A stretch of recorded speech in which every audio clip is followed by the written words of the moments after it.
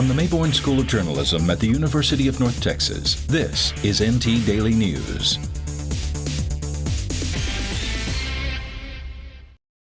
Good afternoon and welcome to DCTV. I'm Michelle Brooks.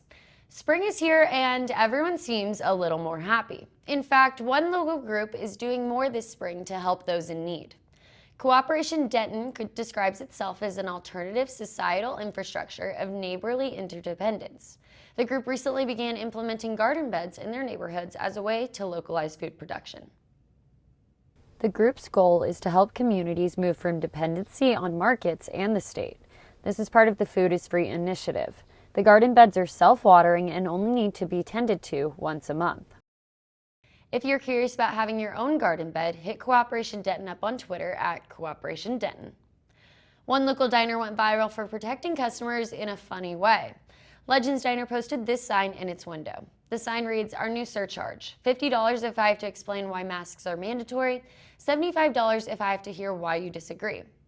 I think it's pretty obvious why this sign went viral, but how has it been since for the diner?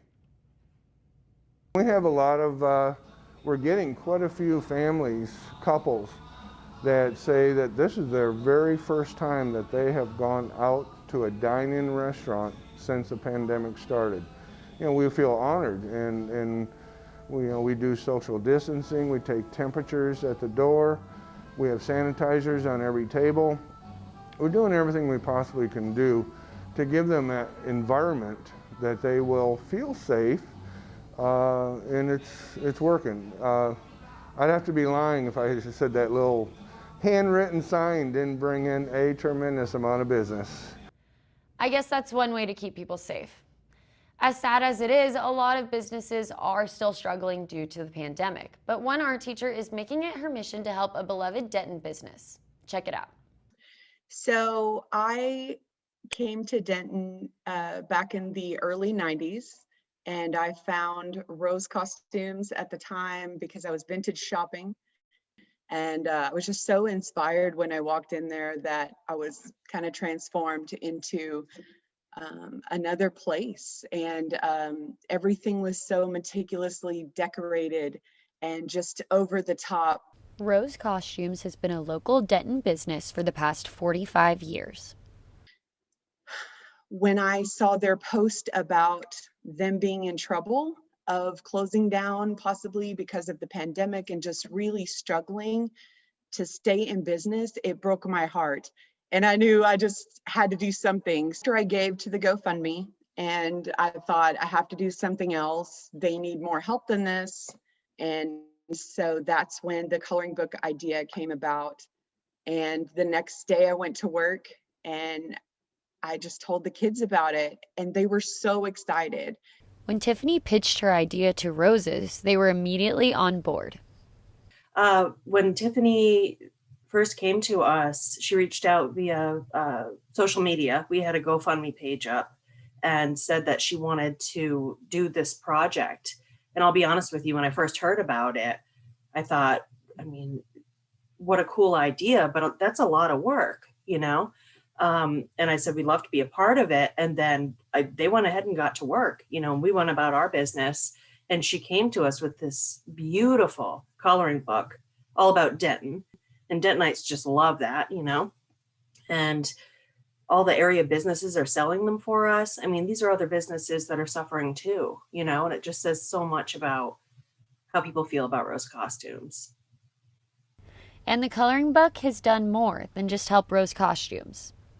It feels like you can't make a big difference if you're just one person, and I think being a kid, you feel like you can't make a big difference.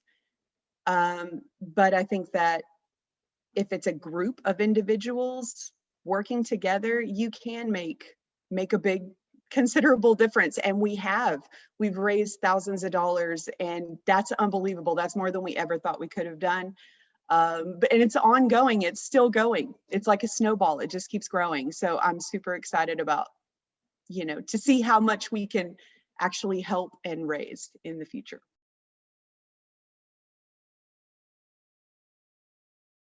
This has been Michelle Brooks reporting for DCTV.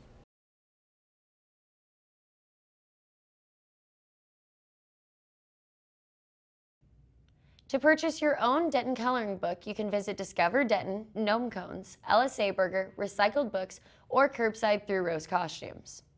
Well, spring is definitely here, and with that comes spring football. The Mean Green closed out spring camp last Friday after losing NFL draft prospect Jalen Darden and then quarterback Jason Bean transferring to Kansas.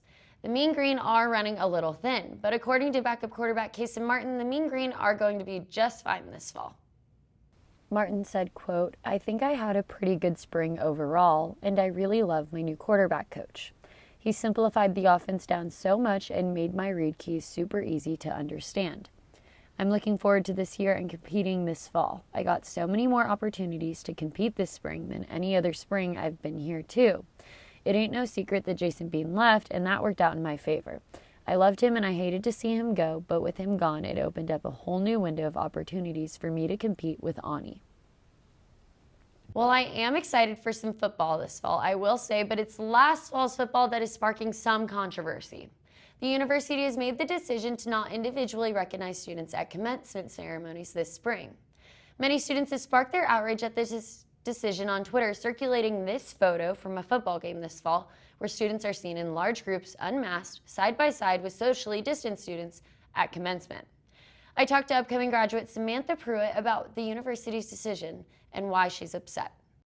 I put in my hard work and my years at UNT to go to a ceremony where they don't really care how I want to be celebrated, to sit there, move my tassel, and walk away. I mean, that's like less celebration than I had at high school.